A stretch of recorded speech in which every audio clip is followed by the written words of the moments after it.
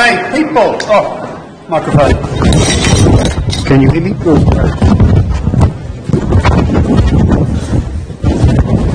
How are we doing here?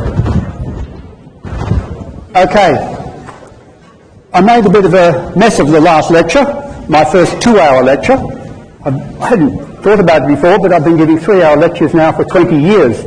And that was the first time that I've given a 2-hour lecture, and I think there's something in me that just says you go on and on and on and on until you get to 2 hours, give them a 5-minute break, and then go for another 45 minutes. That's pretty well my pattern I've developed over a couple of decades.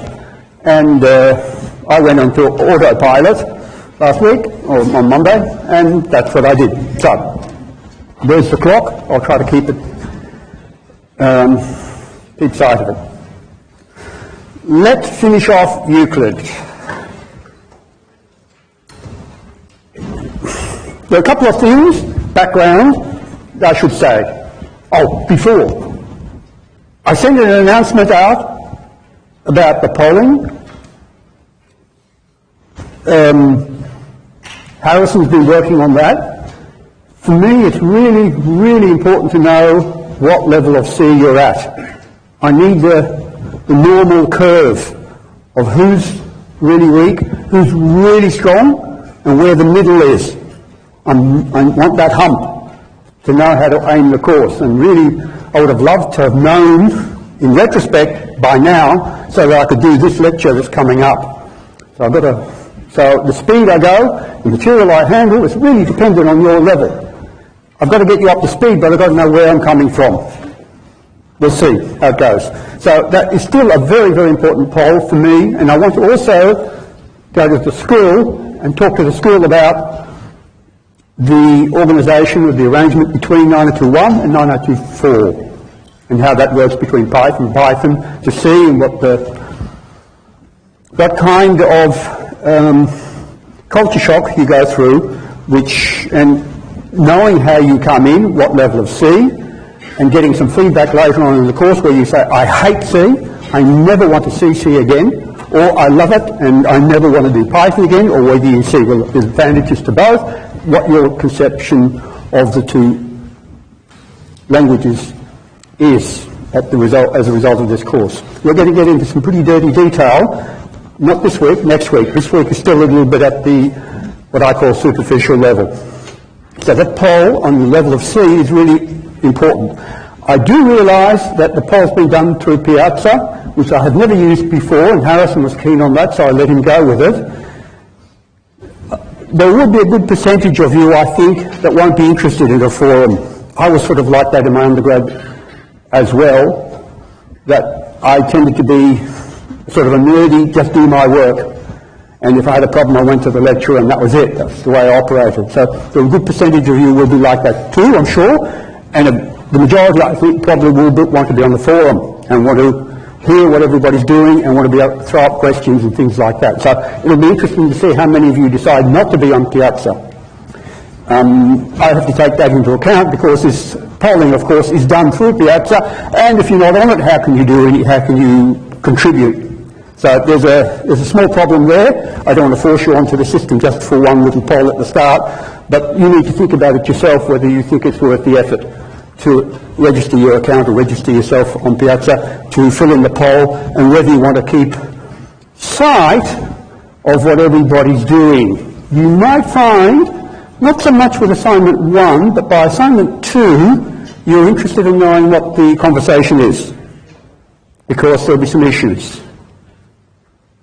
And it will be, you need to see what this discussion is. I'm sure a number of you will have thoughts about the assignment, and I won't be telling you, and you can, as a class, make decisions yourself how you want to handle certain things.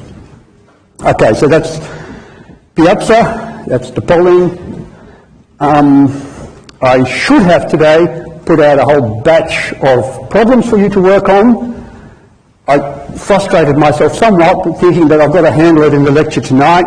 Really, there's no reason why I can't put it up and do the lecture sort of on the same day kind of thing, but I still balked, thinking, I've still got to handle that, I've still got to do this, I've got to do all these things, and in the end I spent all my time on the lecture slides, changing, rearranging, and I've just sort of finished a couple more changes, and tomorrow I really do promise, I hope I keep my promise, of putting quite a lot of problems up there for you. Oh, I know, the tutorial for C. I've never actually recommended a tutorial for C before, and I remember about a year ago I came across that tutorial C, whatever that website is, .org. It's very simple. I just did a few of the lessons that cost me 10 or 15 minutes. Okay, maybe I'm coming from I know the language, so I find it quite almost trivial. And if you don't, it might be perfect for you. So, in a sense, we should have said, don't come to this lecture even if you haven't at least done the basic 6 or 7 or whatever number of lessons that there are there. They go up pretty well to pointers, not including pointers, the basic ones. And the advanced, what they call advanced C, is more or less the pointer stuff onwards, which is an interesting break up. I tend to not do it that way. I like to hit you straight away with the pointers pretty early on in any case, because it's such an integral part of the language.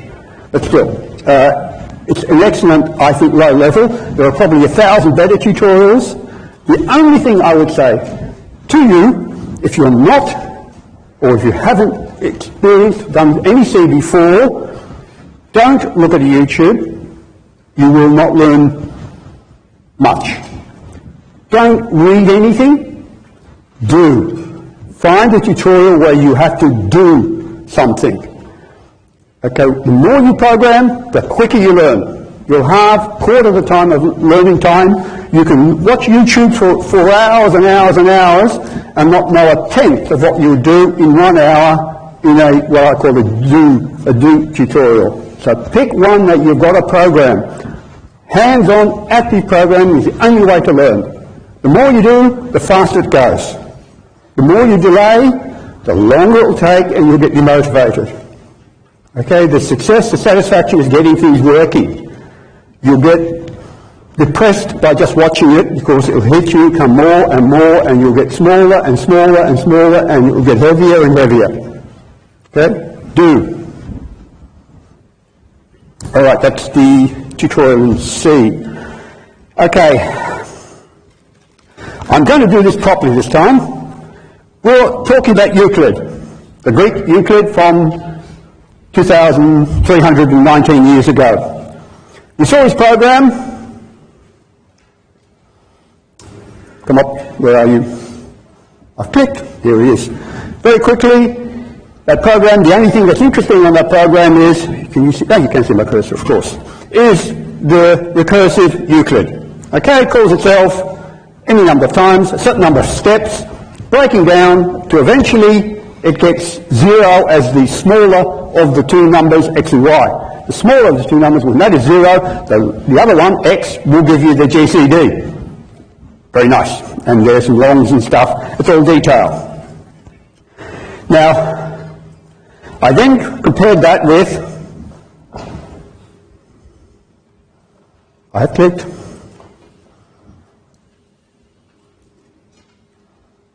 and thought about that. Wiki is going to be slow. Waiting for Wiki at the bottom here. Waiting for Wiki at CSE.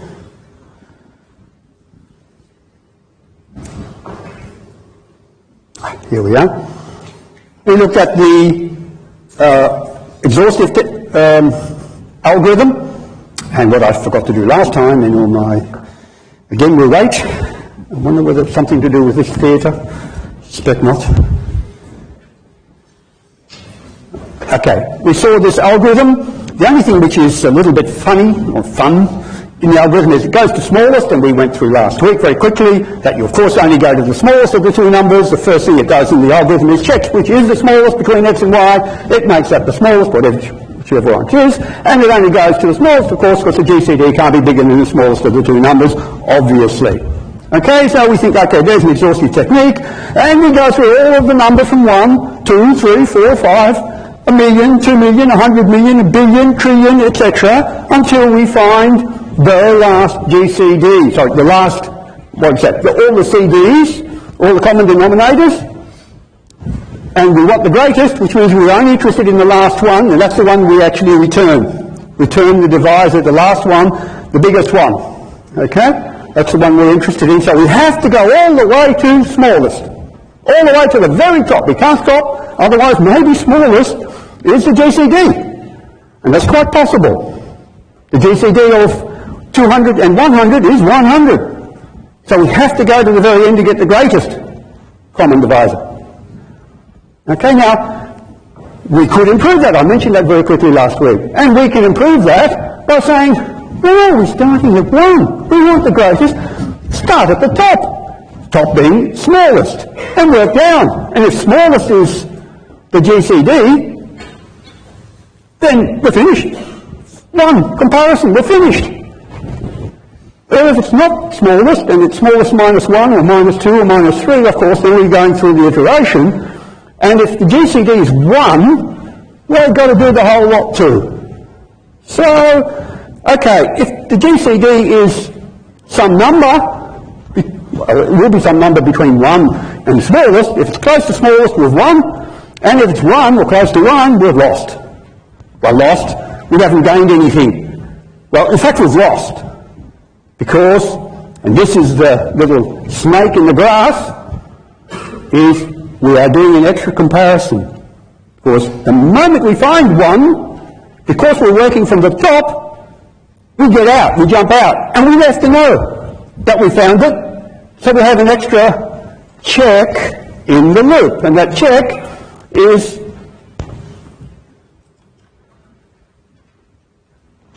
the second, that ampersand. That checks 2 things. Okay, checks that we haven't reached the end, or haven't reached the start, actually, I should say, and that we haven't found 1. Then it keeps on going.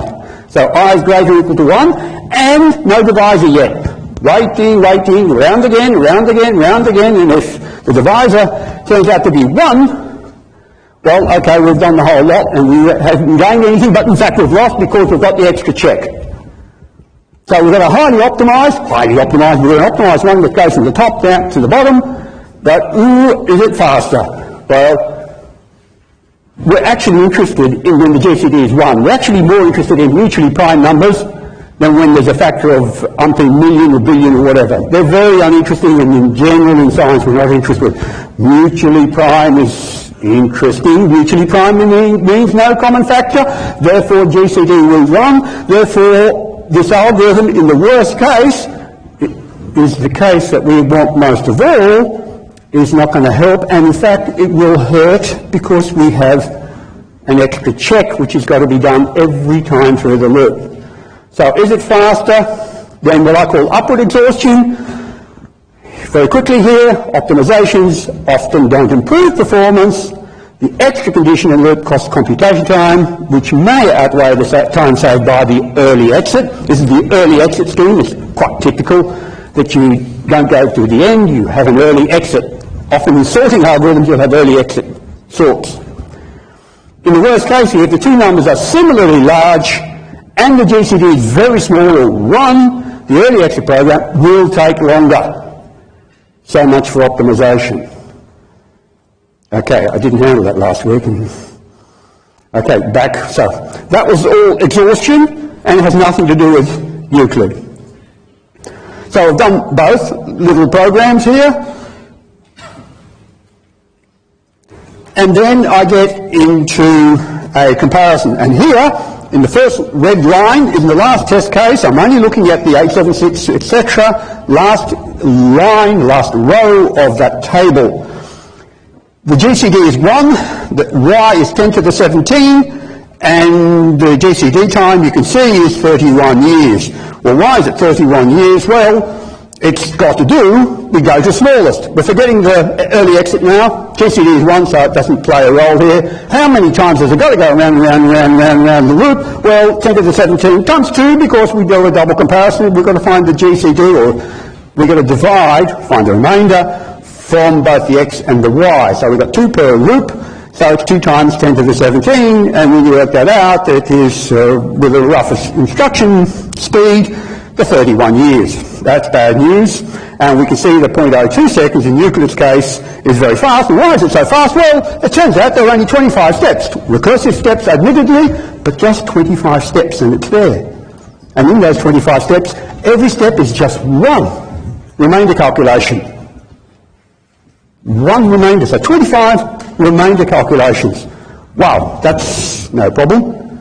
No, it's really quick, and you saw it on the performance speed that no matter what you gave it, the Euclid algorithm took 0.02 seconds.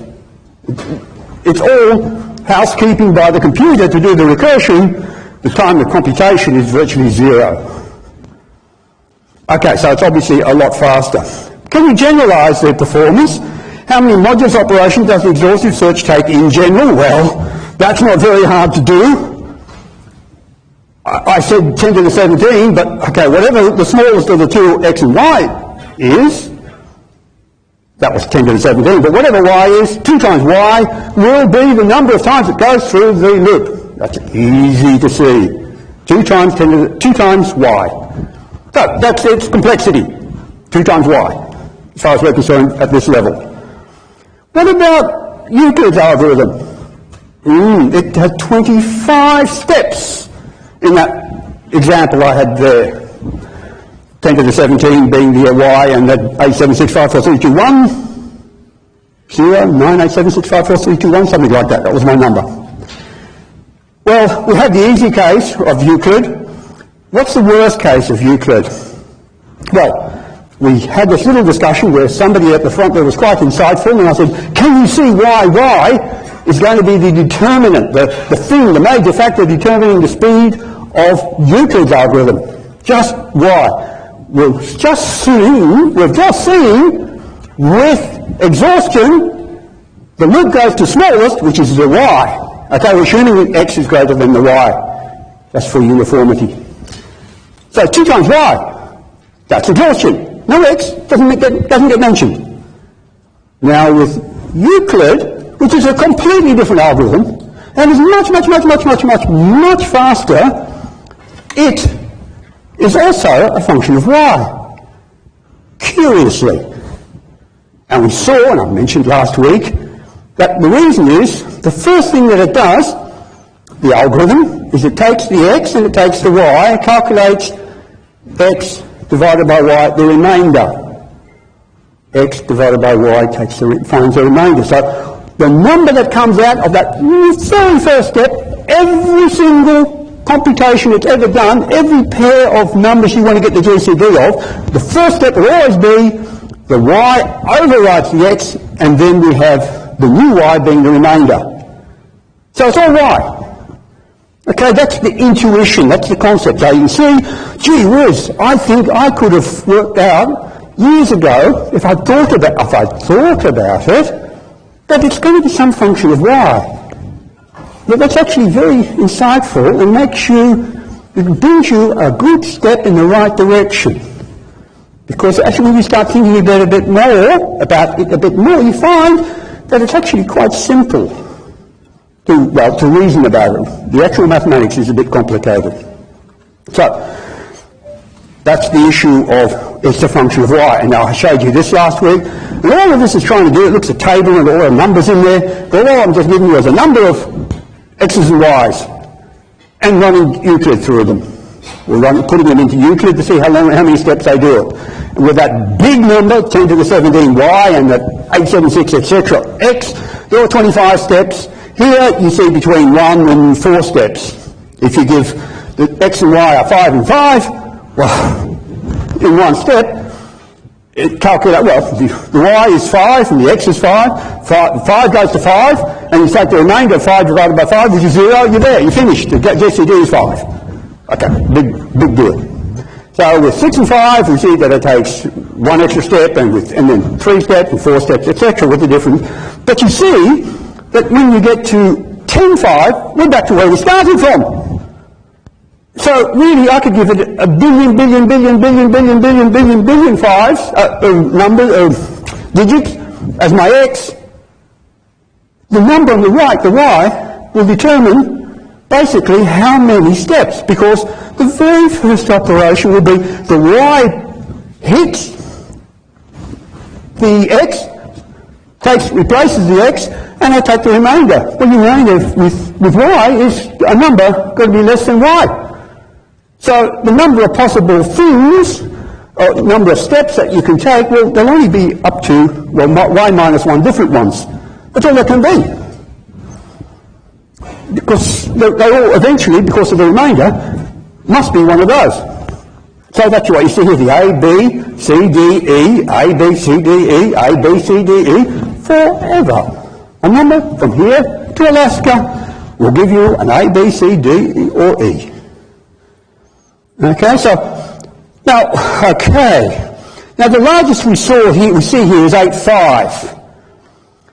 We can actually go through and play with the numbers and actually just try them for, not only for 8.5, for y being 1, 2, 3, 4, 5, 6, 7, 8, 9. We can actually apply Euclid's algorithm for different x's. I'm going sort of right to left a little bit, interested in the y at the moment.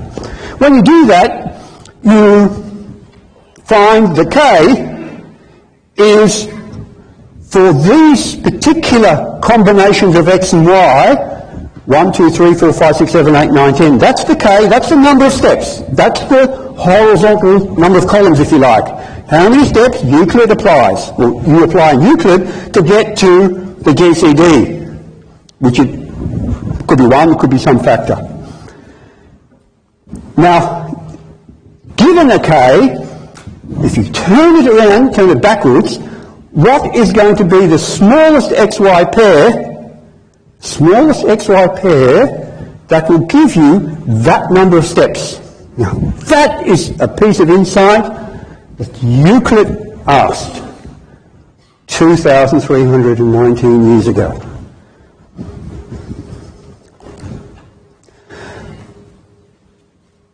These numbers here are interesting.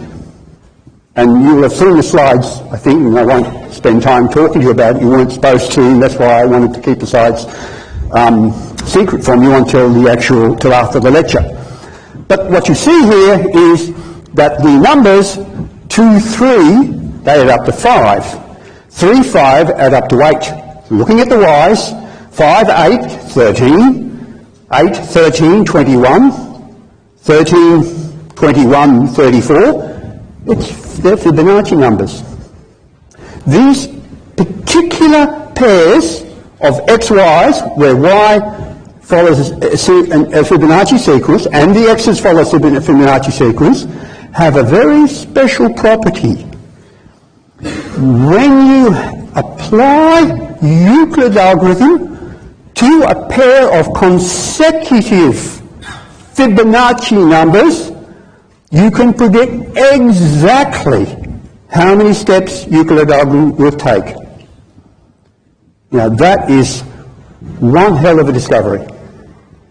It is amazing, and it's true, proving it of course, and using it to actually say, well okay, that's fine if it's true, but what's it mean for any particular pair of numbers? We've still got to go into that, but this property that pairs of consecutive Fibonacci numbers will always give you a Euclid number of steps, the number of steps required by Euclid, a predictable number k, where the k will come from the k plus second Fibonacci, comma, the k plus first Fibonacci.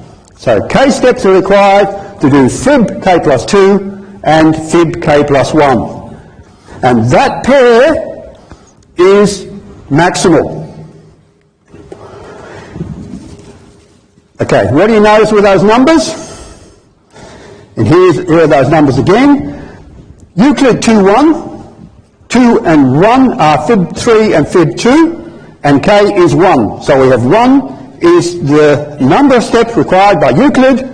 Number of steps is just how many times you've got to calculate the remainder, if you're sort of losing track of what the hell I'm talking about. So let's look to the bottom, and we see there k being 10, we need fib 12 and fib 11. So fib 12 and fib 11, they're 144 and 89.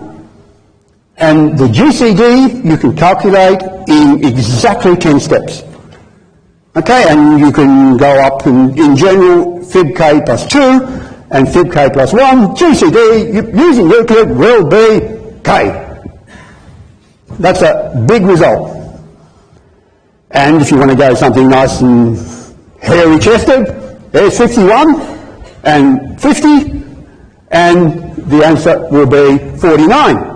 So for those two numbers, it costs you, well, of course we don't know what the GCD is, it's probably 1 by the way, but the number of steps we can predict. We know the process. We know how many times we're going to calculate the remainder. This value of k is maximal. That is, if you take an x, now this is interesting, if you take an x that's not fib k plus 2, and any y that's less than fib k plus 1, oh my goodness, my head's starting to hurt. What's that all mean? Well, I'm now trying to generalise these fib pairs to saying, what's it all mean in terms of all numbers, any pair? I've got to make that step. I just can't say, well, I only know the number of steps for fib numbers. It's too specific. And more than that, they've got to be consecutive fibs. That's not good enough. I need more. Well, for any fib number less than, say, fib k plus 2 and not equal to fib k plus 1, we have the property, where are we here? Less than or equal to fib k plus 1, then Euclid will require less than k steps. So the k is maximal for everything smaller than. We call that smaller than. But notice, and this is where the sharper ones among you, I hope you're all sharp, we've just got not k, the x can't be equal to fib k plus 2. So it can be fib k plus 3, fib k plus 100. It can be infinitely big. It can be as big as a number from here to Alaska. That's a lot of zeros. Whatever font you want to take. So we've got any number x. And why can that number x be so big? And it must be less than k. And the answer is, we've discussed this before. It cycles. Because y is the determinant, it doesn't matter how big the x is.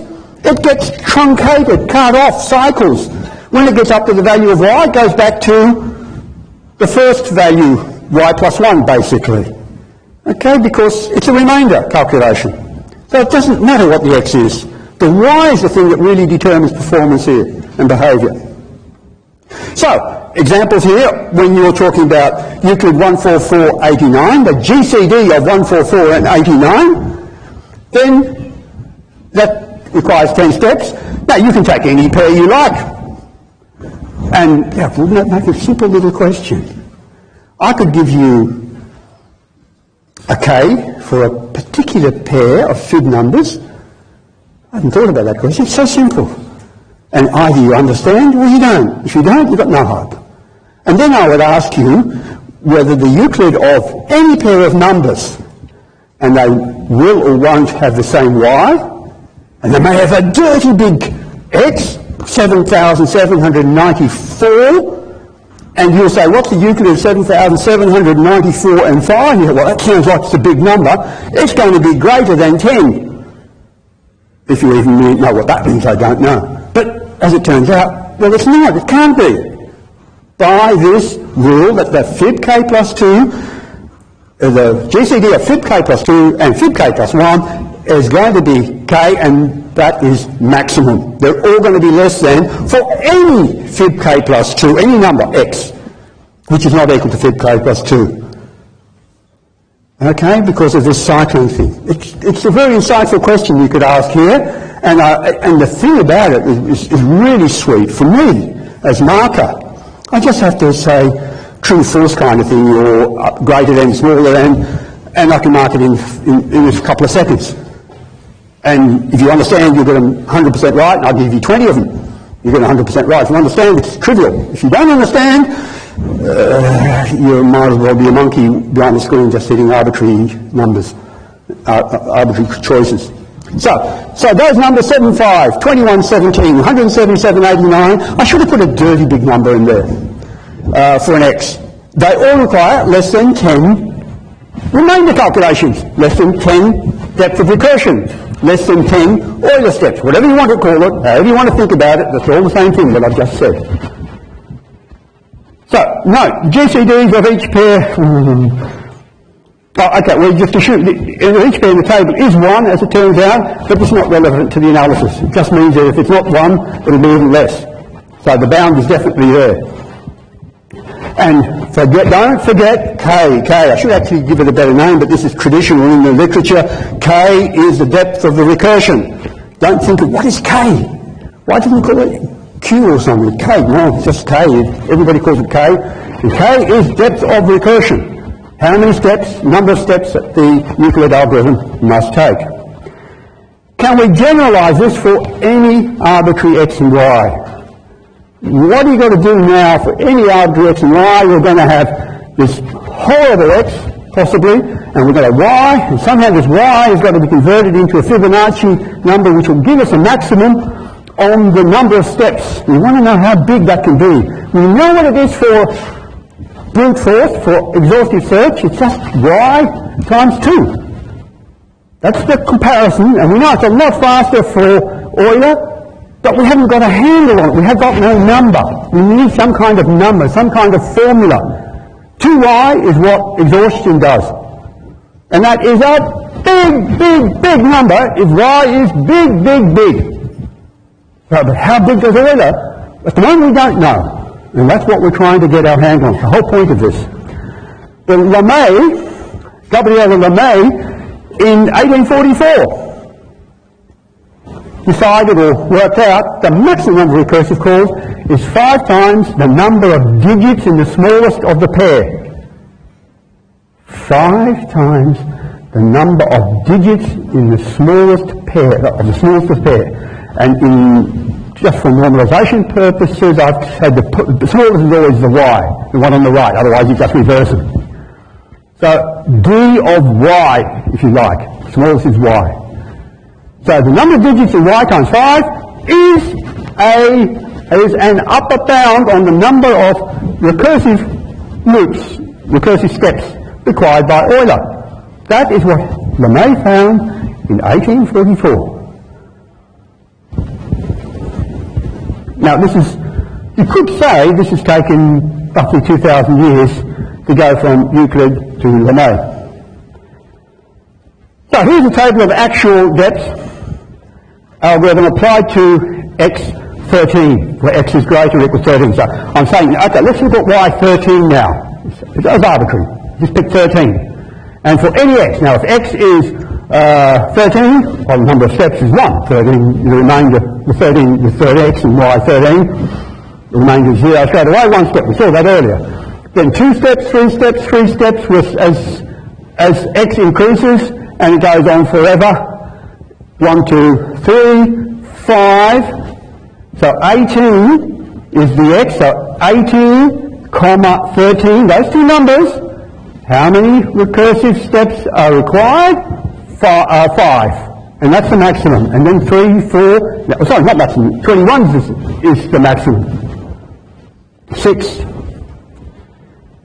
Now the table repeats for higher values of x, of course. So I went from here from 13 to 25, but from 26 to, what's 3 times 13? 38. It'll be an exact repeat of 1, 2, 3, 3, 3, 5, 3, 4, 6, 4, 4, 3. 26s, somebody? 1. One person. Thank you. One person got it right. That's better than none.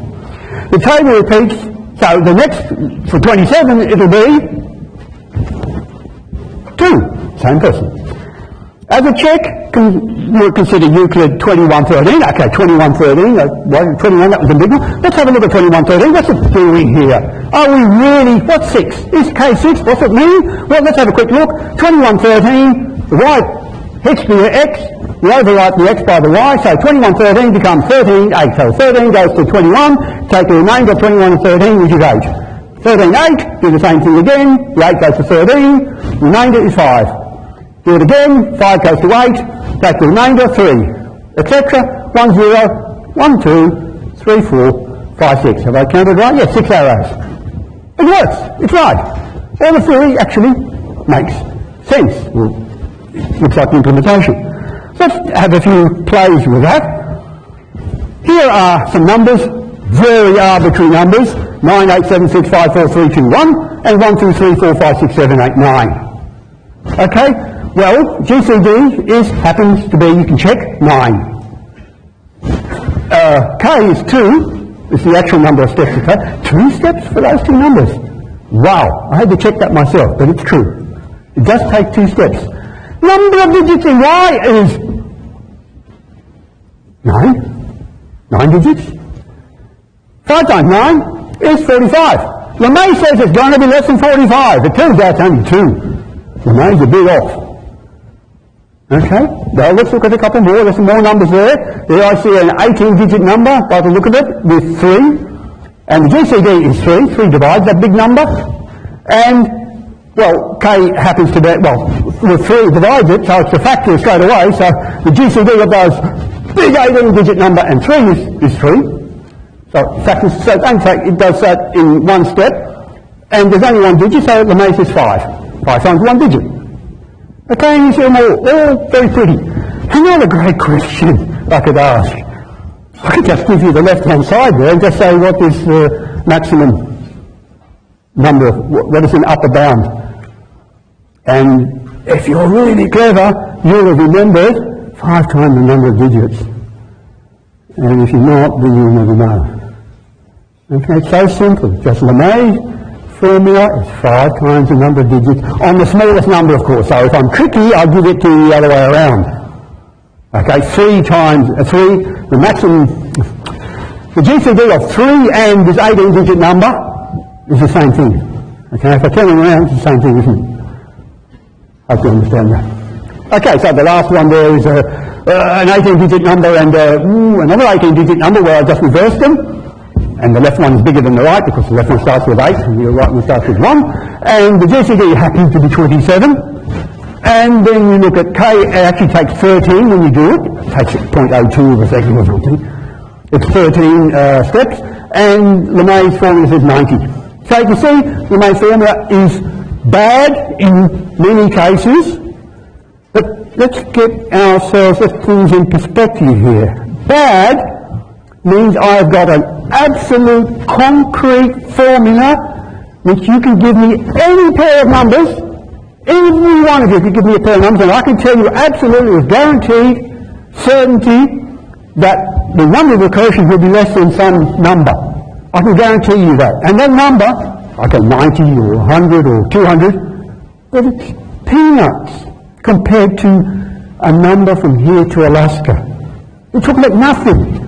100, 90, 200. The fact that you can give it such a small integer as being the maximum amount of recursion that you're going to require, which means it's completely doable in microseconds. You can know this. Know it. Not think this, but know it. Guaranteed true. So LeMay's number is magic. It's a beautiful piece of mathematics. A brilliant man. This is one of the very, very first, I say the very first application of Fibonacci, and I never had reason, this Fibonacci, this Italian, thought of these numbers, but nobody had ever done anything with them. Forgotten when the Fibonacci, when he did that work, but this is the first application that Fibonacci numbers were found to be really useful.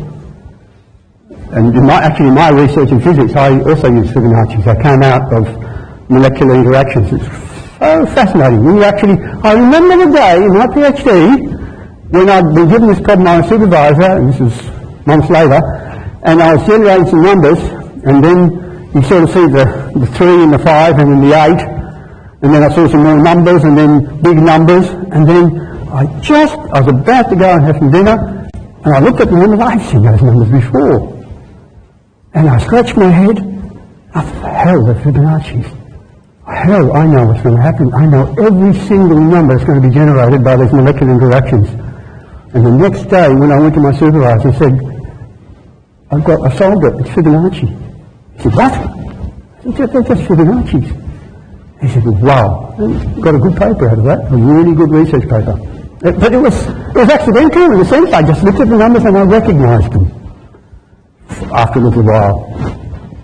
Okay, so Gabriele Lemay was, and there's his, he got quite old, 75, great mathematician, pretty well unknown. A great overview of his work. Many people have rediscovered his work, and in fact, that Lemay formula, 5 times the number of digits in the smallest of the two numbers that you want to find the GCD, there are many people that have revisited that and redeveloped his work. And in fact, there are better formulations. You can make it tighter. Lemay's very pessimistic, you could say. You can make it tighter, but it involves logarithms of logarithms and many pages of analysis. It can be made better, but there's nothing as sweet and simple as the original formulation, which is just 5 times the number of digits. It's a product of number theory. I think he did this work, by the way, in Moscow of all places, where he was a civil engineer. He was working on the road network in Moscow and designing an engineer doing all the civil works there. And he got bored by that, and this came out of that time in Moscow. Very stern fellow indeed. Okay, that's Lemay, his contribution. Do I want to? No, let's move on. Okay, recursive and brute force. Recursive exhaustion. But there's more. There's a lot more. I said recursion was smart, and the exhaustion was incredibly stupid, moronic, dumb as you can be. Recursion is smart, but that's not quite true. Recursion is never smart, really. Conceptually, mathematically, it's great. From a computer science point of view, it's a disaster. Recursion is expensive. When you recurse, you have to clone. I call it cloning the whole function. So every time you recurse, the function that function you've got to copy it completely, and then change the local variables in a couple of tiny spots with the input and outputs. Apart from that, it's exactly the same function, and you recurse again, another copy. Recurse again, another copy. If you get a formula, or an algorithm which is recursing as big as the input, n, a number which could be from here to Alaska, you're going to run out of memory before you get to 100.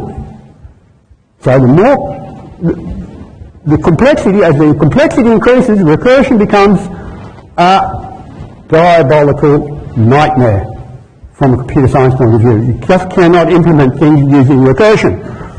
What's better than recursion, what is smart, implementation-wise, is iteration. Forget the recursion, get rid of it.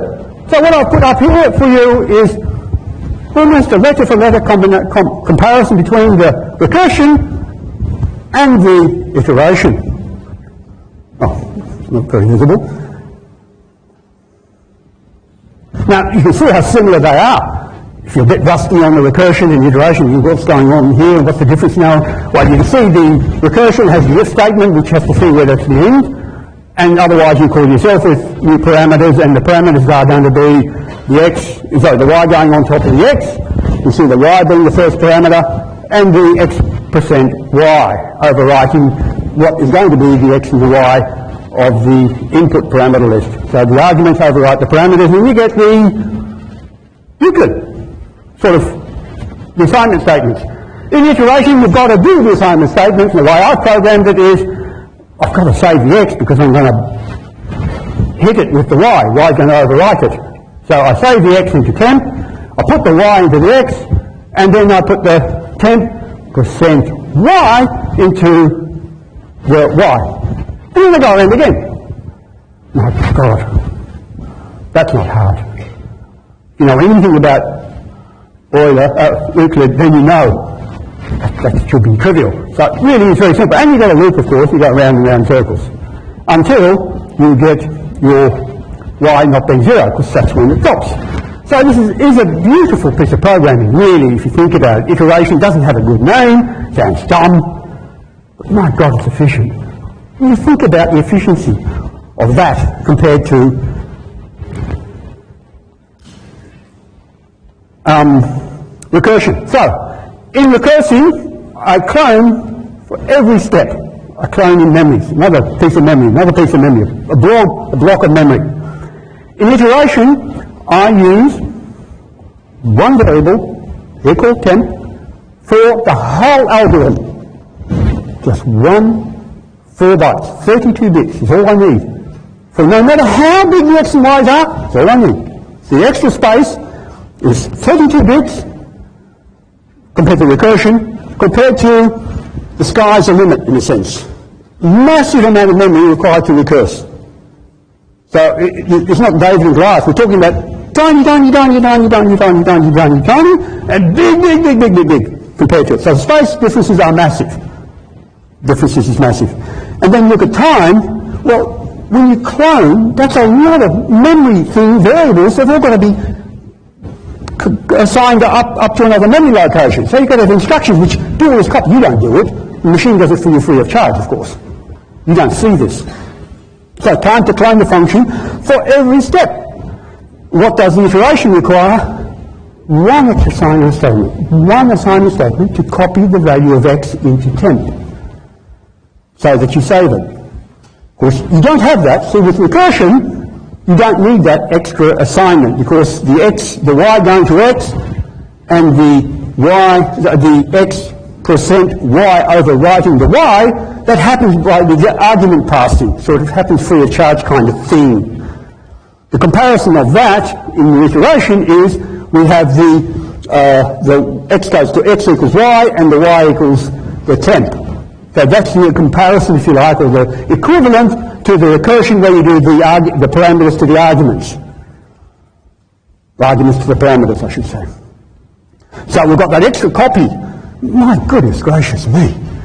You compare one assignment statement with a function clone. It's a massive difference in terms of time. One assignment statement you can't time, it's too fast. A function clone you can time. That's expensive. So there's no comparison in terms of time and space. Recursion is nigh impossible. Okay. You would think I've solved it all. Everything is now known. We've had the recursion, we've had the iteration. And in fact, I mean, if I want to do this analysis, what we're talking about now, of course, is Yamay's formula will tell us how many times that loop happens in the iteration. So if the same thing applies. The recursion is the number of steps is the amount you recurse, but with iteration, it's the number of times you go down that loop. So we're going through the loop 10, 20, 30, 40 times. Okay, it is incredibly quick. It's much, much faster than recursion, which was blindingly quick anyhow. So there's no comparison. So in a sense, it doesn't mean much in this particular problem to choose between recursion and iteration, except in principle. Morally, you really, as computer scientists, say this recursion, dirty, I'm going iteration, fast.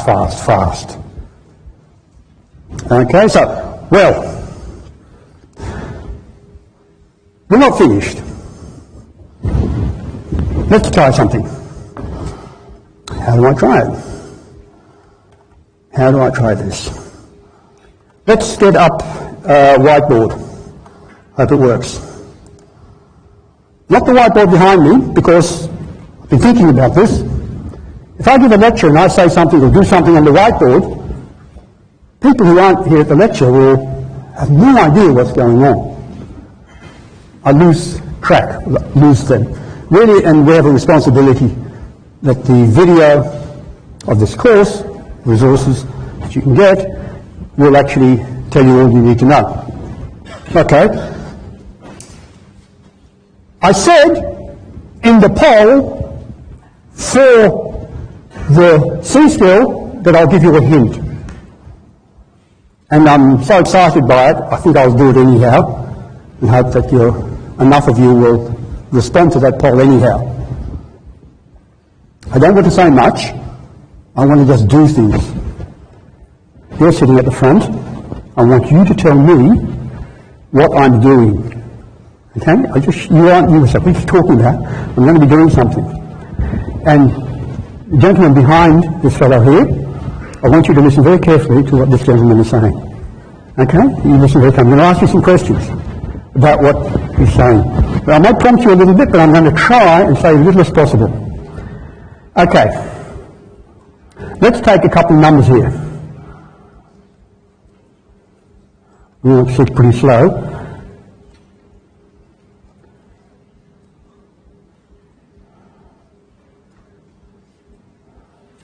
$21 and $15. Now, step one.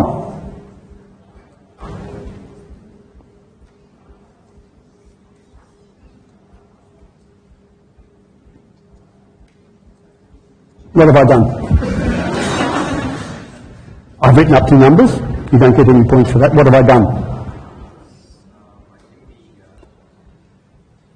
First position is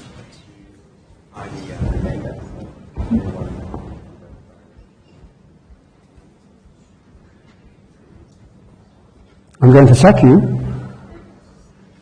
Oh, just a simple subtraction. Very good. You redeemed yourself. Now, explain it better. What have I subtracted? You subtract y from x. I've subtracted y. I haven't told you any x's and y's. You subtract the smaller number from Excellent. I'm going to pass you. I love it. You're perfect. I've subtracted the smaller number from the larger number. Okay. What do I do now?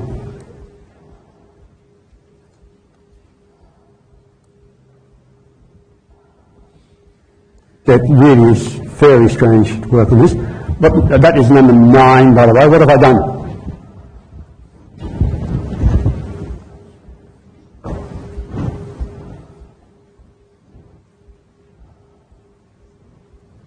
Is it number 9? Yes, that's number 9. So now that 6 has become more than 50. You subtract the small number, and keep the small number on the left. What's the next number going to be?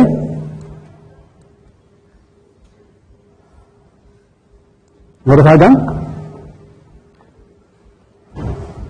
Say it again. Another subtraction.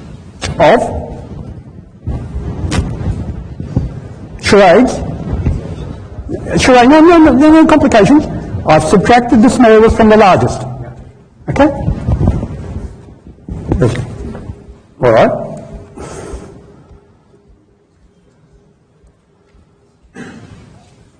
What have I done? You subtract the small number. From the? Yes. I've subtracted the smallest from the largest. Question. What's the GCD of those two numbers? Very good. The number is 3. That's the GCD of those two numbers. Let's take another two numbers here. God, I wish it was a bit faster. It really is funny. What's the GCD of these two numbers? If you can guess what that second one is. It's an 8. 8. The GCD is? The GCD of 11 and 8 is? You want to pass this course, don't you? 1. Very good. You was close. If you got that wrong. Okay, what am I going to do now?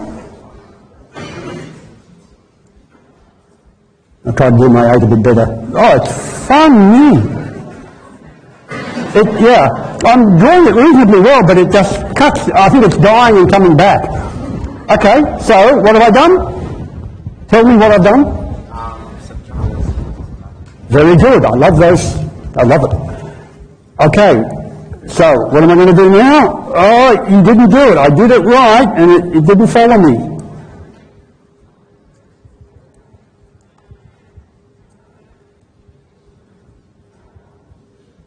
Excuse the... Oh, gee, I'm going to have to get another... I've got to get my eraser. Get rid of that. What a horrible drawing package. Back to my pencil, and then to... come on, follow me. Okay, I'll make that a bit better. And now I'll do, what's the next one?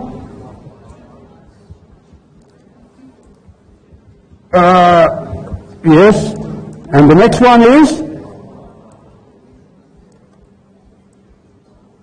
What was the GCD again? Oh, so I start with X and Y, I do something every time, and then I end up with the GCD. When you see this happening, do you feel a little bit Greek? Does a feeling of Euclid come over you? Think about Euclid, what he said. How many times, apart from the very first statement, did this gentleman say divide? How many times did he say the word divide? Divide the first by the second.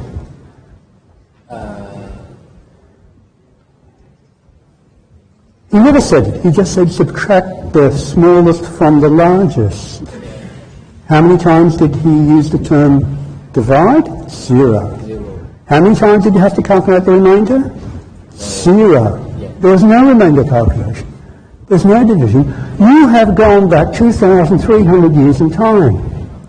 You're now the spirit of Euclid, Zeus, Aphrodite, Apollo, all the great Greek gods. They're here. That is what you're looking at.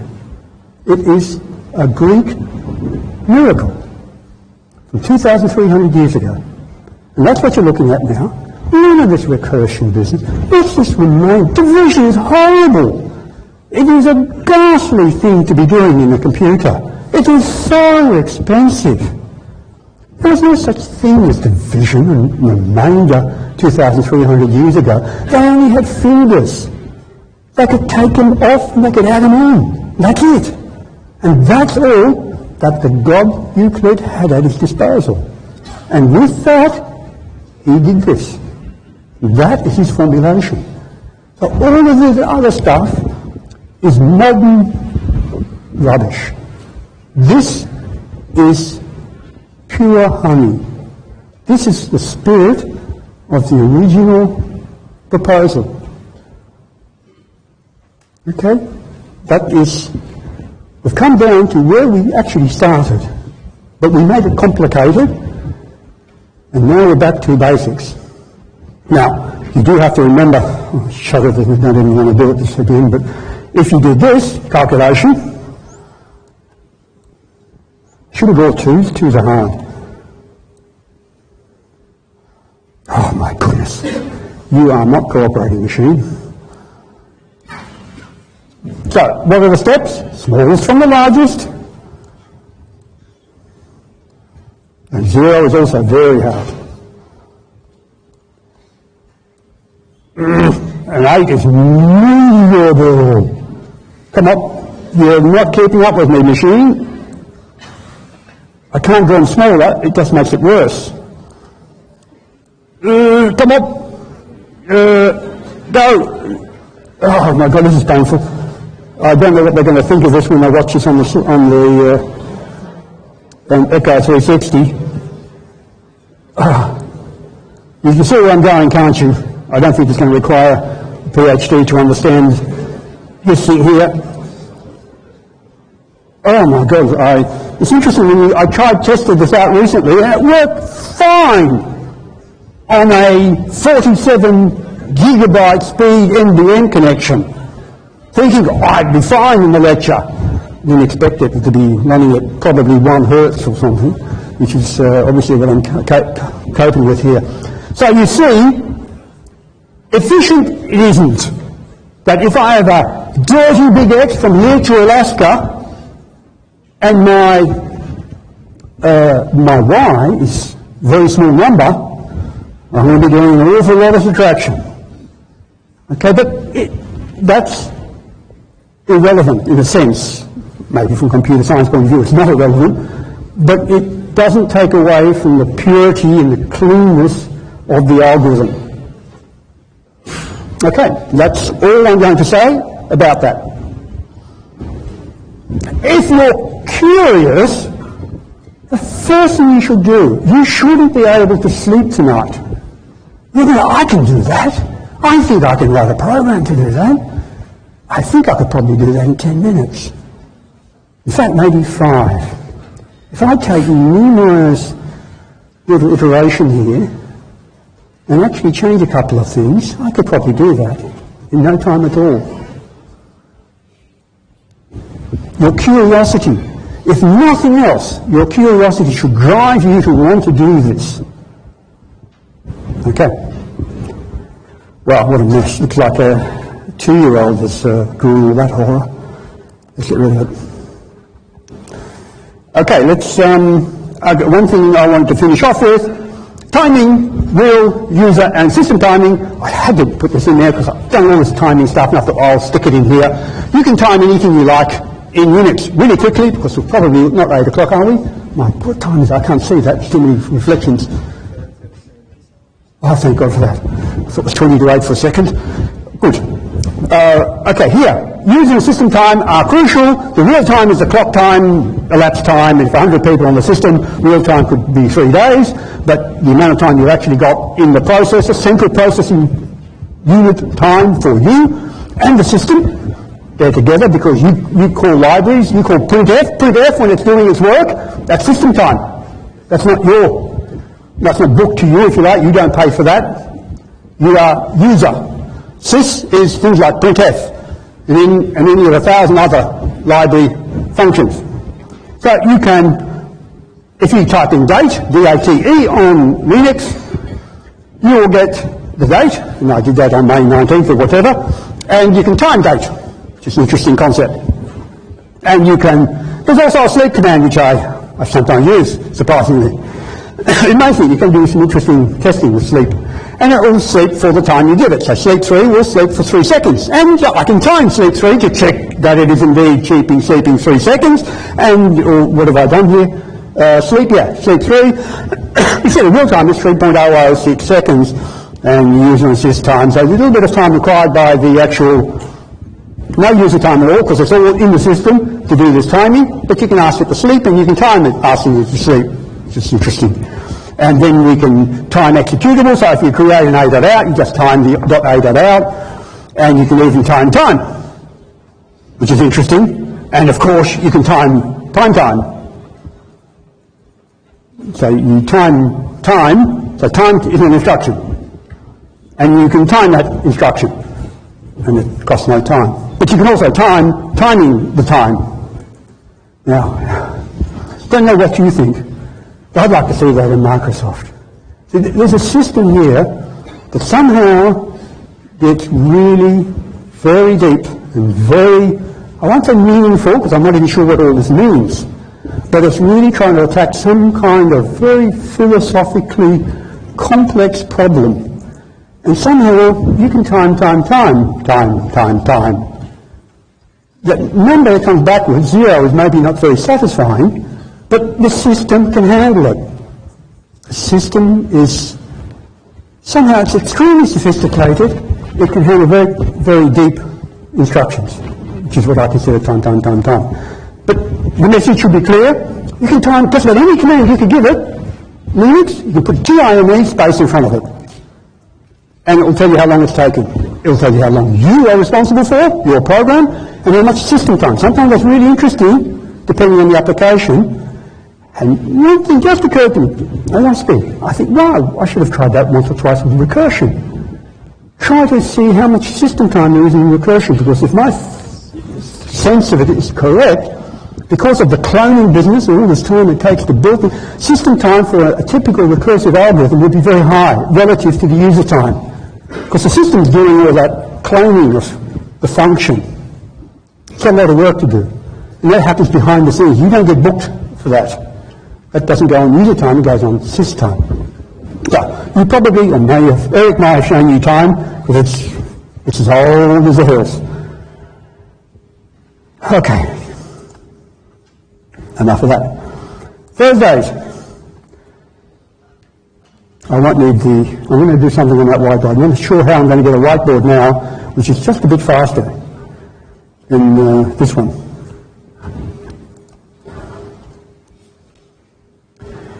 Okay, revision and setting the scene, start with the style guide. Deviation, the switch statement. Obfuscation, you'll have done that. All C programmers coursing will show you some obfuscation somewhere. Assignments are expressions. Conditions can also be assignments. Don't use magic. Get onto some types. Homogeneous types, heterogeneous types, structs. Command line arguments, that's so important. I should love to fly to that straight away, but really got to do things in order. Makefile and asserts. Okay, this is sort of a, what would you call it, a smorgasbord of sort of buffet, a table with things. Some really delicious things and some not so delicious things. Okay, some things will give you indigestion, some things might be nice, and other things are sweet as pie. Okay, the style guide. How much style do you have to have in your program? If you were a class of 20, I will almost say I don't care, because I can tailor-make the course a little bit to suit the people. With 400, it's just not possible. I have to think about marking time. What you have to think about is the question you ask is not, is this against the style guide, or does it agree or conform to the style guide, something you want to do? What you have to ask yourself is, what I am about to do, will that annoy the marker who has just marked 140 papers and you're the 141st? And if you do something weird that requires him to think, the chances are you'll have annoyed him. Or her. It's hims in this case. Okay, so there's an annoyance factor, which, because style is subjective, there's so much of C that I'm not allowed to even teach you, and you're certainly not allowed to use. I'm typing out 200 lines of lecture this morning. I was going to teach you about externs, globals, statics, all of this wonderful. It really is. You can make big, powerful systems with some of this stuff, but it's against the style guide. It forbids all global variables. Statics are more or less global. Externs for having different modules. It's great stuff, but it's so easily abused. You can make such difficult code to maintain, and certainly to mark. So we've banned them in university and banned them from this course as well. So I've taken the slides out completely. It's a bit of a frustration because it's in C to have globals, for example. There's a whole segment of memory designed to do nothing else but store globals. And in a sense, none of your programs will ever touch it. It's a shame. It's there to be used, but it's not allowed to be used because of, well, stylistic principles. And this means it's human. It's a human layer we're throwing on top of the C to make it, well, I suppose you could say, markable, maintainable, readable, scalable. You can actually increase the size without saying, what am I going to break here? Okay, so it's a reliability thing as much as anything. So these style principles, there are certain things which are very subjective. I'm not even sure exactly what I've got there, but I can tell you now, it says in the style guide, 4 spaces indentation. I am absolutely, and certainly Harrison and Kevin will not count the number of spaces when you indent to make sure it's exactly 4 and you lose a mark if it's 3 or 5. Having said that, if you decide in your infinite wisdom to have a 1 space indentation, you've created a big annoyance factor. Other people have done that. One space. It's so hard to read. It's almost in a line, but you've got to look very carefully. And when you've got a glass of wine next to you, it sort of gets a bit wobbly anyhow. Okay, and then you think, is that indented or not? Maybe I'll need another glass and I'll see it better. You'd have trouble seeing indents. But again, if you have an indent of 10, well, the 4's got to be enough. Maybe I'll put 10 and maybe I'll get more marks. My God, then you get these lines that are that long. And reading C on a long line, across the line, is diabolical. It should be short, sharp, clean, program. C has got to, and I said that to Harrison the other day, it's got to look like C. It shouldn't look like some other language. Java is often a language I think it's horrible to just look at aesthetically. You don't want to read it, you just look at it. My God, what a mess. Doesn't read nice, doesn't look nice. And C can be really pithy. It is essential in the essential meaning of the term. Essential, it just gives you the raw kernel of what you need to do. So having a variable name which is 20 characters long, an important variable in camel style, it doesn't impress me at all. So long variable names I don't like. Meaningful variable names, of course, is important, but really what's meaningful, what's wrong? These are hard things to decide. There's a huge reasonable or common sense factor here in style. The issue that I come back to, read the style, have read it, because it is a line of defence for you if you do something and it's picked up by the marker. But use your common sense too. So when you use braces, when you use one technique, the technique I always use is first brace is at the end of the line, and the last brace, or the matching brace, is lined up with the thing that it refers to. It's simple, don't mix them. Mixing is the worst possible thing you can do. I prefer not having them line, the braces, because it just makes the program too long. For me, it's a space-saving thing, but I come more from lectures, and I try to get the number of lines as short as possible. So, but it's, I think, a better style. To put the braces at the end and the matching one at the start, the front. Okay, yes, the one major exception is I like switch statements. I've never talked to Andrew or John or any of the other first-year programmers to see what they've got against switch. And there probably may even be a good reason for it that I don't know, not even think of. I can think of one easy reason, and you'll get to that in a second. Oh, what have I done here? Have I actually got... Oh yeah, the deviation of the switch statement. And just to defend myself, I'm educating you in some sense, I'm teaching you, therefore I'm not going to have every program with a description at the top. And it says to do that in the style guide. So don't say, look, Albert didn't use any description at the top of his program. I can't have a description at the top of my program, that's the whole text. My lecture slides have a description, if you like.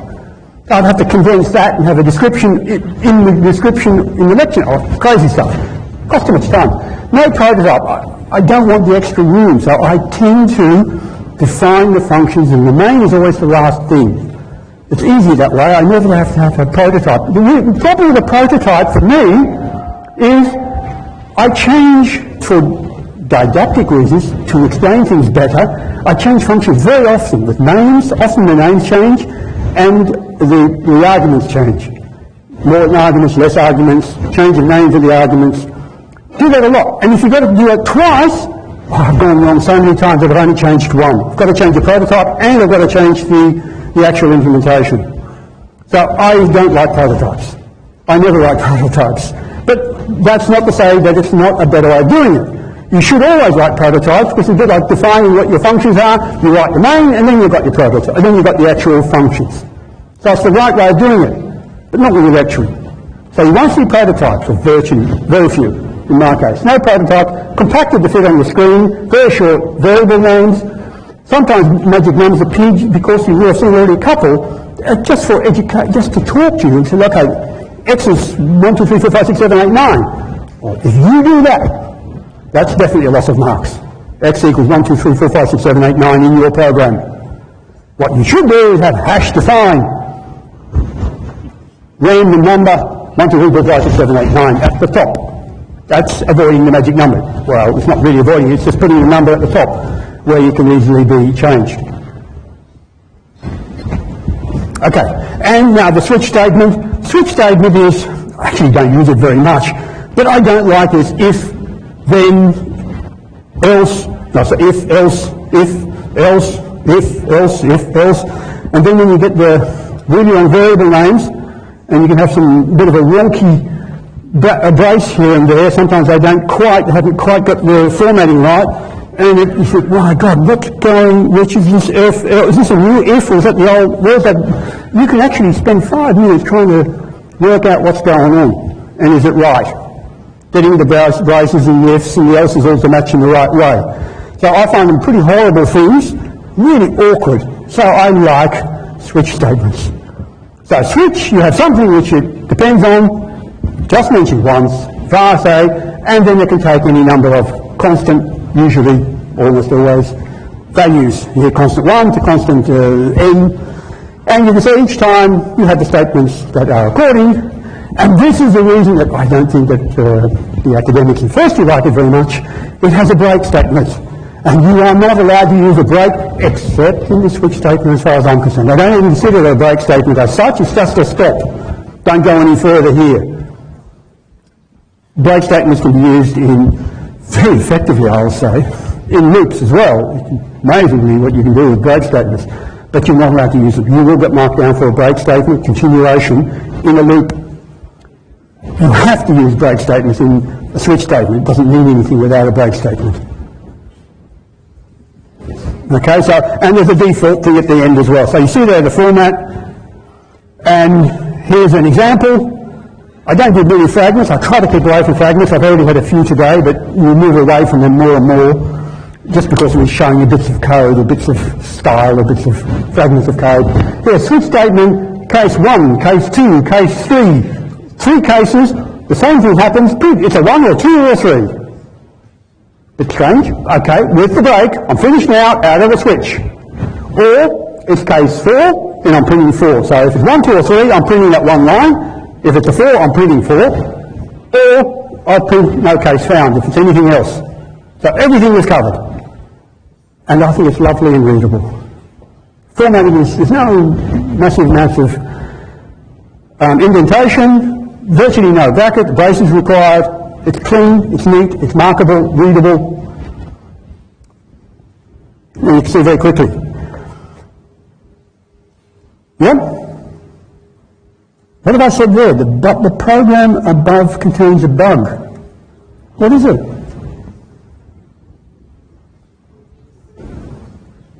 Do I put somebody on the spot? What's my bug?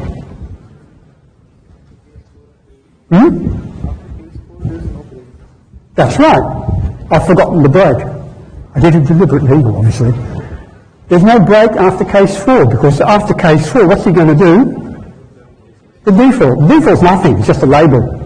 So it's going to print straight away, no case found, after it's just printed 4. So it has found 4, but so it's forgot the break. I forgot the break. That is what you will do. Guarantee, first time. You forget a break. Okay, so, and I should learn this too, particularly after Monday, don't forget to break.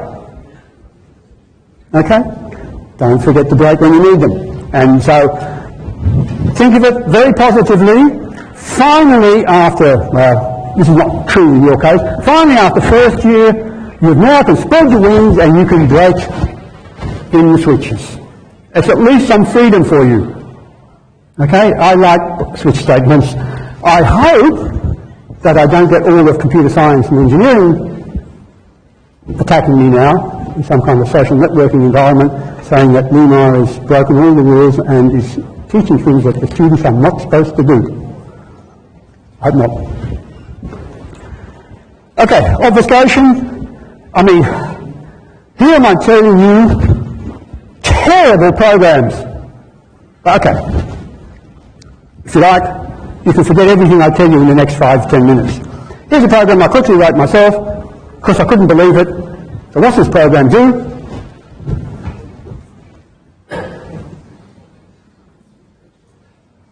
Someone?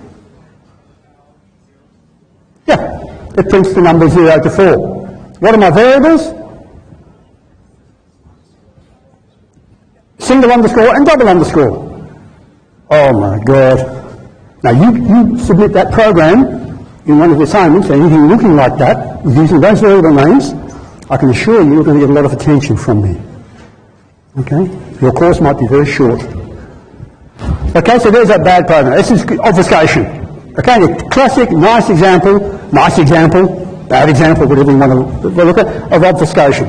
More seriously, there is the International Obfuscated C Code Contest. Really serious. It's been going for 27 years, I think, 2 decades and a bit, since 84.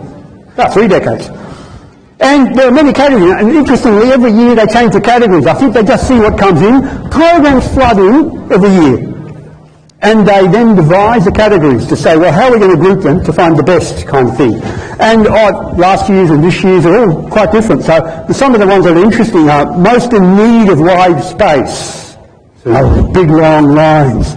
Most in need of white space. Put some spaces in it, please. Most shifty, interesting, in how they gauge something being shifty. Most unstable, most in need of debugging, best one-liner. This is quite a nice one. Well, you know one of the questions I asked when I did first year last a few years ago? It's a very interesting question. It got a few marks. In the exam, final exam, write the shortest possible C program. That was it.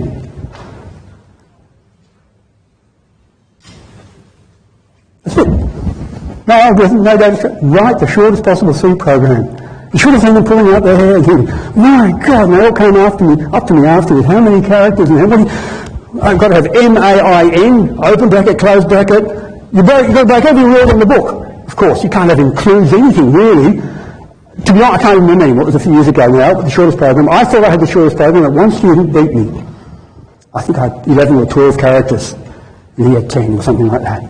They're very possible, they're very short. It's a bit like obfuscation. It's obfuscation carried to the, what would you call it, some degree, some zeroth degree. Write a program that's so short, it does nothing, of course, but it's still a program that gets through the compiler. And one of the issues, of course, is, does it have to get through the compiler with warnings? And which compiler? Because do you accept a warning? Because a warning will not be an error, normally. A warning is a warning, an error is an error, unless you make the warnings an error, of course.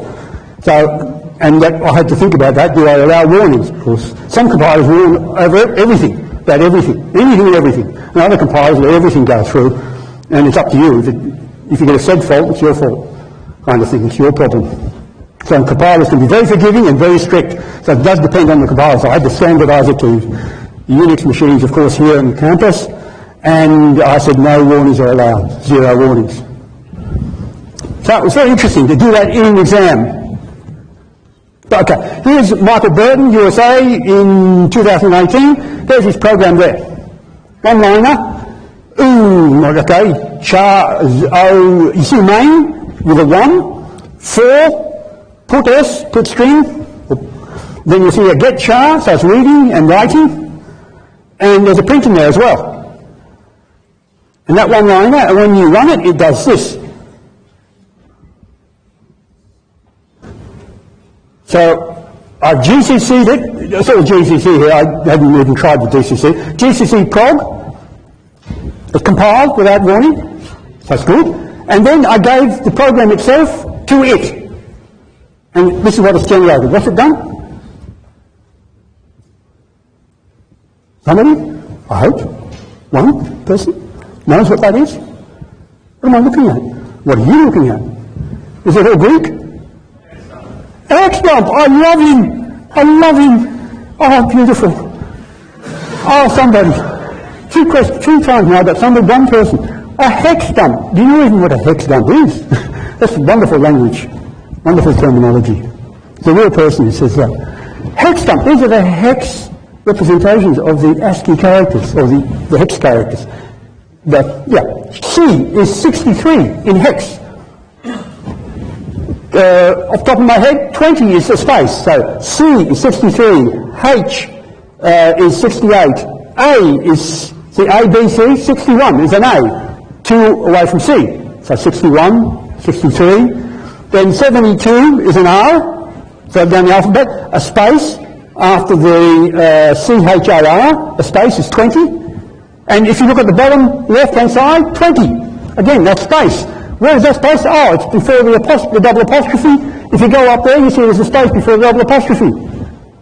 It's just a simple representation. It's the hex version of what the characters are in ASCII representations. It's beautiful. So this program just does a hex dump. This one liner does a hex dump of anything you give it, any string, any text. Okay, and I've given itself just to confuse you, so it's actually hex dumping itself. And this is Yusuke Endo. He's got a program here which is formatted rather unusually. That is the program. You can see an include statement. If you look down, you'll see a main in there somewhere, I hope. Hash define, for put. I can't even see the main. Is there a main? There's got to be a main somewhere. Okay, who cares? So that's the shape of the program. That's what you call weird formatting. I mean, where's the indentation here? Well, there's some weird things going on there. I could give that to Burton's program and get a hex dump of it too, but there'd be a lot of spaces in there. Now, reminder, just in case you didn't know, probably Eric would have told you, the echo command makes it a lot easier. So if echo is very easy to get some standard input to test programs. I use echo a lot. You have to create a file and push the file into a program to test something. So if you echo a string, or any number of strings, it'll just print them on the screen. Okay, so it's echo takes the input arguments and pushes them to standard out. The program that reads this can use them as standard in. Out goes to in. Some of you probably have lost. Let's hope not. So if I just say echo love is blind, it'll print love is blind to standard out. The standard out is the screen in Unix normally. You can make it a file if you like, but normally it's set to the screen. So wherever you push the standard out, goes to the screen. Standard error is also the screen. Standard error doesn't go to some obscure file that you say, what's the name of the file? I've got to find out what the errors were in that program. It goes to the screen. You see it in your screen, in your face. Oh my God, I've got 100 errors. It's in your face. It's on the screen. Standard error, standard out. These are standard screens that are they're defined to be default screens. You can create a standard error. If it has errors, you write the standard error. You could make that a file if you like, and it's very easy to do. Most people just want to see it on the screen. Okay, so that's what echo does. So I can now check Yusuke's program, gcprog.c. One thing about the competition is all the programs are called prog.c. Makes it very easy to compile them. At least they've got reasonable names. So I echo the word OWL, OWL, to that compiled program, Yusuke's program. And then it comes back with this.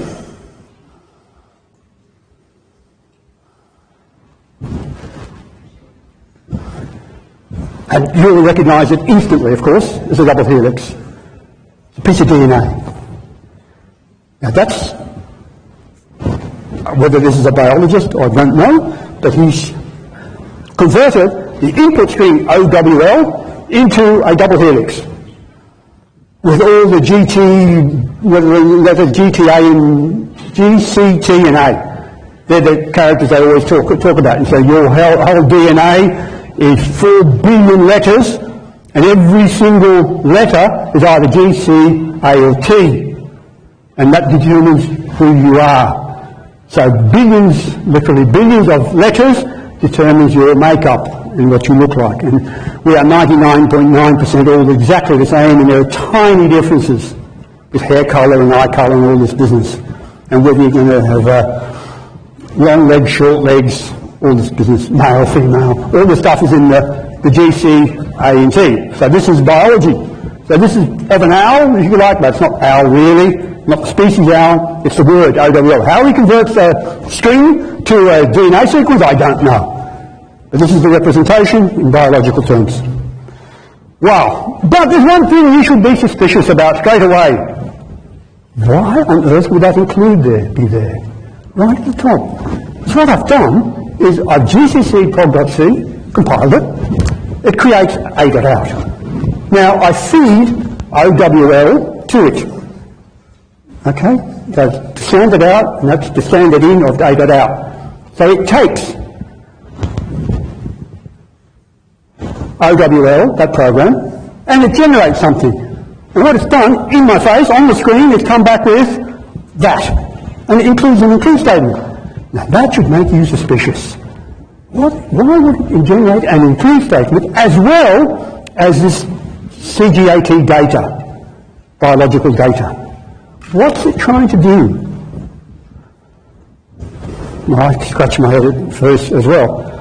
The output of the C program, believe it or not, now, you're going to have to say it, that's a C program. Believe it or not. We are talking about obfuscation here, aren't we? This is beautiful obfuscation. This is a C program that generates a C program that is completely unreadable. Now, the original was unreadable, but this is even worse. So where's the C program here? Well, it's probably embedded in that include, but the include is just the program itself, scratch one's head, which we saw before, and now we've got this extra data on it as well. So it's the original program plus this data. So it's cloned itself and given with some data in some weird way at the end of it. So what you do is, I start it all over again, I compile prog.c, I feed it owl, it generates a program which I've now put into owl.c instead of on the screen. I've redirected standard out. So if I had to give you echo, to give you a bit of a hint for standard in, standard out, you've got to make that really easy to understand for yourself. What's standard in, what's standard out. So, here we see echo generates, has a string owl, gets converted into standard out, which becomes standard in with a pipe. The vertical bar is a pipe in Unix. That goes to the program, a.out, and it generates its own standard out, which is redirected to the file owl.c, because it's a C program. We're told that. So when I compile owl.c and run it, a new .a.out, it's an a.out now generated from the original program, not the original a.out, and second a.out, it generates the original sequence again, owl. It's gone back to the start. So somehow, we generated a DNA sequence, and now we're un-DNAing it. It's a bit like unscrambling an egg or something. You break down and get all the DNA letters and say, okay, where did that come from? Well, this program can actually go the other way too. Yes, example of it. Now, it's wildly beautiful in a way. It's weird as it can be. It's as obfuscated as you can imagine. I mean, you can't understand the original program, what the hell's going on all there. But the fact that it's generating itself, or it itself can take the data it's generated to recreate the input that it originally got is weird. Very hard to understand. A beautiful example of obfuscation. I can't remember, this is a typical one. Can you see what the following program done? Here's another one. Actually, I've unobfuscated a little bit. It used to just be one big long line, basically, of 400 characters or whatever it is. And I've taken out this MFAS, char star S, semicolon, new line. I put a new line in and tried to find out what the matching brackets were. You see there's a main down there, and I've got the return, and I've tried to pull out a couple of things to make it a bit more sensible. So there's an obfuscated program. Please don't submit that to me in an assignment. What the hell was supposed to do? Do you know, you've seen this output for this one before? You may or may not have seen it. It's quite a popular one. It's one I've used a few times. The output.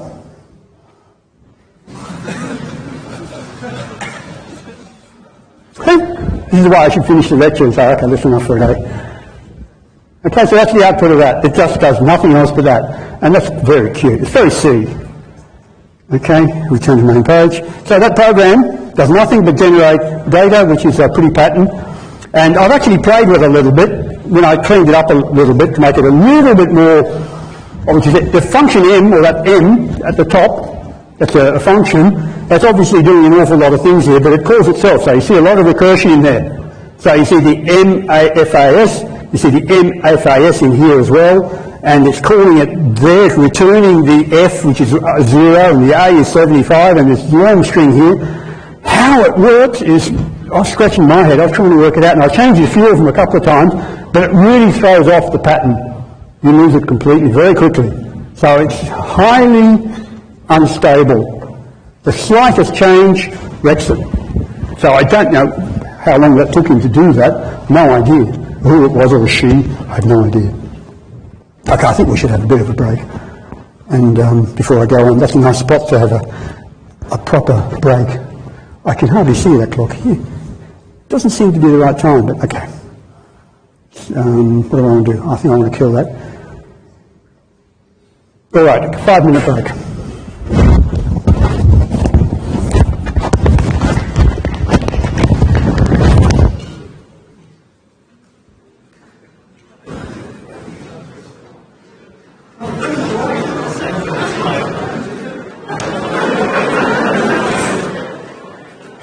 Forget it. Next time. Let's keep on going.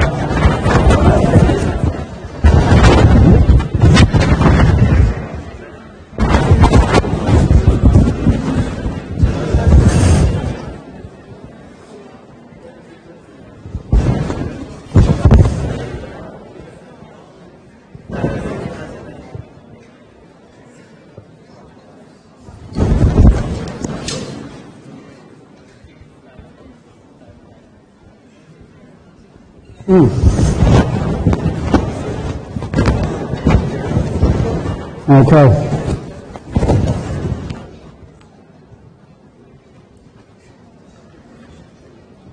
Great, unbelievable.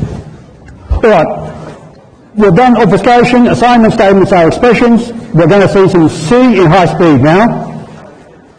You can have, this is typical, call a function get next, put it into a variable, check whether the variable's 0, say, or not 0, do something with the variable, get the next increment, whatever it is, some kind of step algorithm, and go around and around in circles. But in C, assignment statements generate results. So if you like, 99.9% of the time, when you do an assignment statement A equals B, the value of that assignment statement is B. And that gets thrown away by the operating system. B comes out of that assignment statement. But if you don't use it, you don't use it. Most times you don't. But you can. And here's a case where you get your next, put it into V, in the condition, and the result of that is what that next value is. And as long as that's not 0, you do it. Okay, this is just XBC, typical C. Conditions can be used as assignments as well. If x is greater than 0 or equal to 0, then you print something, or while x is greater than equal to you print something. But they can also, these are conditions, x is greater than equal to 0, you know them very well. You can also do, oh my goodness, it's stuffed up the formatting. I didn't expect that. I can't do anything about that, I don't think. Can I do something about that? Can I make that line? Maybe. You're not going to do anything, you're not going to help me. Okay. Horrible. Well, I've learnt something today. It is what it is, isn't it?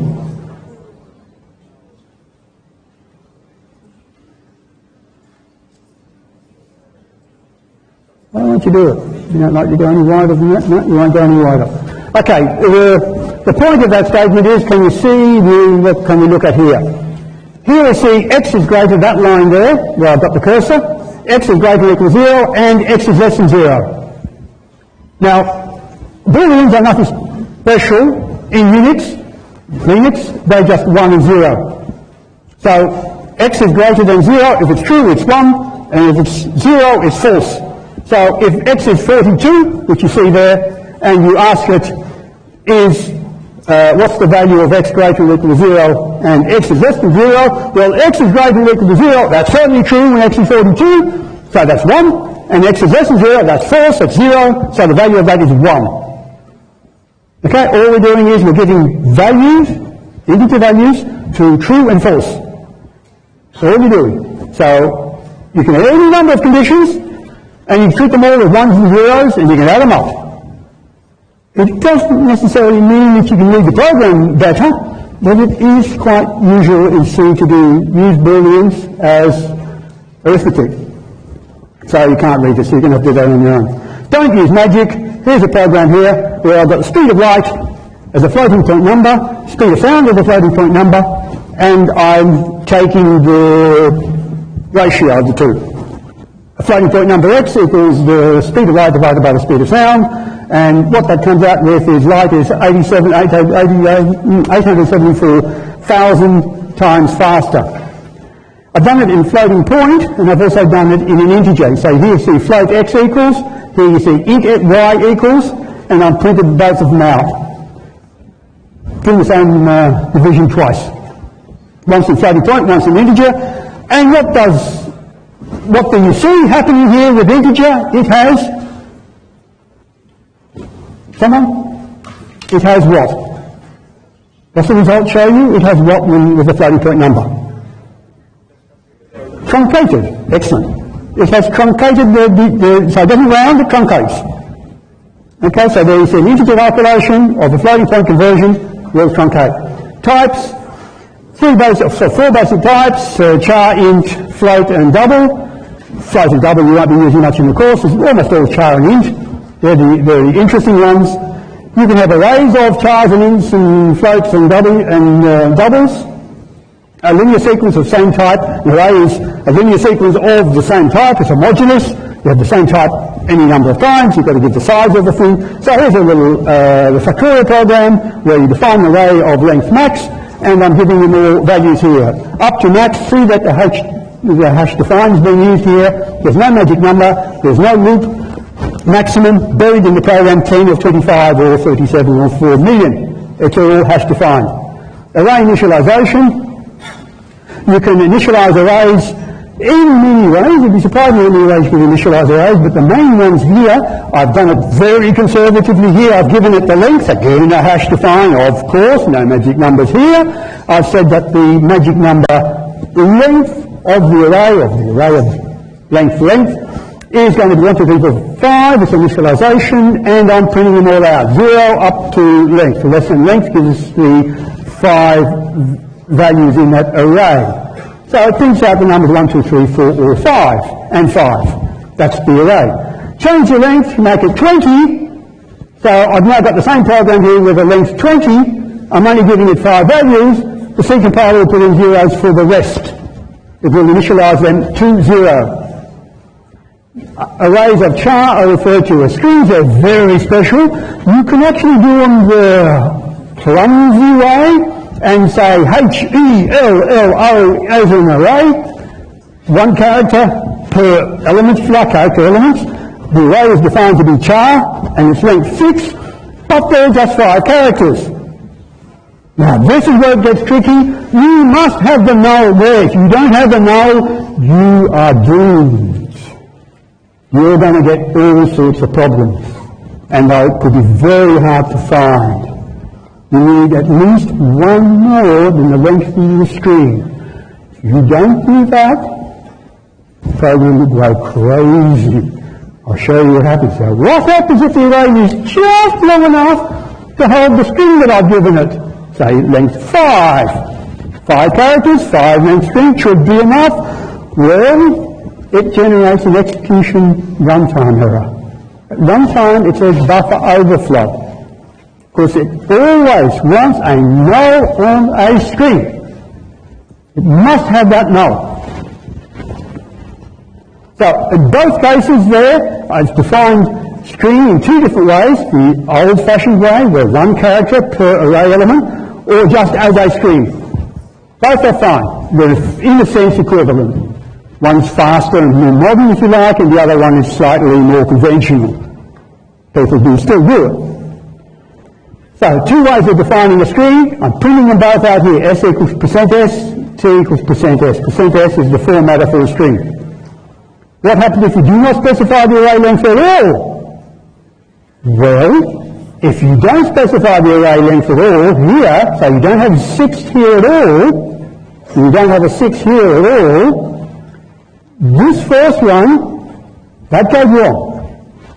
So if you don't specify the array length, it still won't put the null, and at execution time, your program will die. Probably with a seg fault, or an execution fault. Okay, just because there is no null.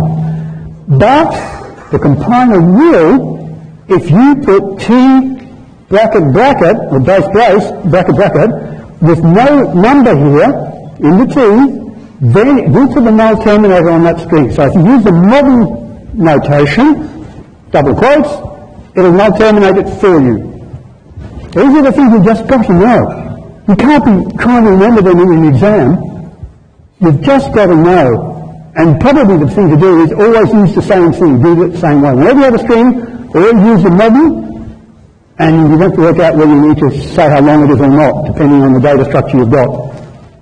So I thought I'd just go through that. Passing an array to a function, here's an array in a function.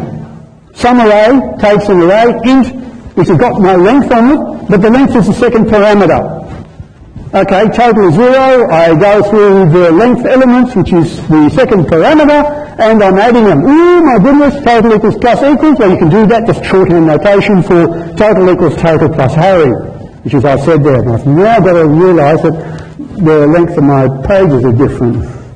So, and return total. So I can call that here, another fragment of code, don't like them, but I'm going to keep it short and sweet. So here you see I've defined my V to be 1, 2, 3, 4, 5. An array, I haven't given it the length. And then I said, print out the sum where the V is length 5. Okay, you can see easily what's happening. Notice the argument V of the call statement, V5. V is just the name of an array. And this is moment 1 where you're going to need something. You could modify some array. Now some array we had up here, it sort of matched the Harry, matched the V, of course. V is an array, int is length 5, and I'm giving it to Harry, which is an unknown length array, but there's the length, so the function is happy. Now I'm saying, well, V is in the argument list just a name. Doesn't actually even say that it's what a type it is. In fact, it's just an address. And in fact, you can make use of that. The fact that it's just an address, you can say, in some array, I'm receiving a pointer. I'm receiving an address. Pointer and address is the same thing. And I'm receiving a length. So I've got a pointer to something, a data structure, and I've got a length. That's all I need to know. I don't have to use the word A-R-R-A-Y array. It's not relevant. When I do the summation, all I have to do is use that array, use that starting address, Harry, it's a pointer, star Harry, int star Harry, it's a pointer, it's an address. And I have to use the I in the do loop as an offset. So arrays are always contiguous, that's the language definition, must be contiguous, you can't have an array all over the place. And because of that, it also uses that everywhere. So arrays must always be contiguous. So the offset, the